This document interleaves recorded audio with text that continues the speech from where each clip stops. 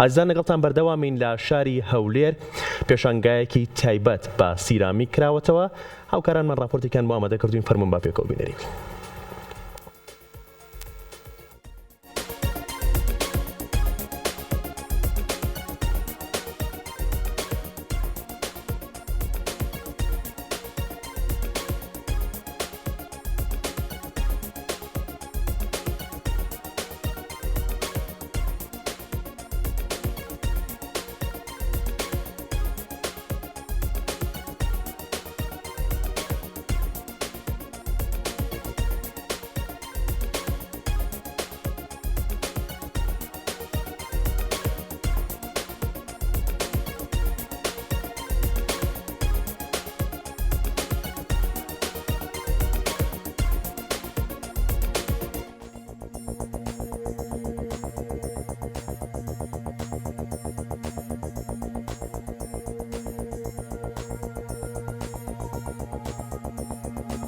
گالری جیهان هەمیشە پێشوازی کردووە لەوەی کە ئەو هونەرمەندانە چا پرۆفشناڵ بن چا کەسانێکی کە کارەکەیان لۆکاڵیە.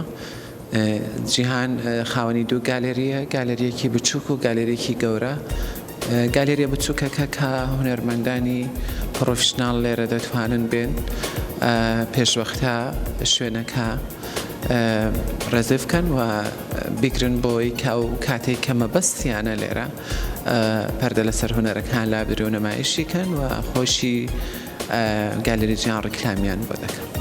بەگشتی شارستانیەتە کۆنەکانی کوردی زۆر دەوڵەمەندە و ئەوەی کە لێرە وستوێتی وەکو هونەری سرامیک دەرخەری پەیامێک بێ، ئەوەیە کە بتوانێت لە ڕێی سرامیکەوە ئەو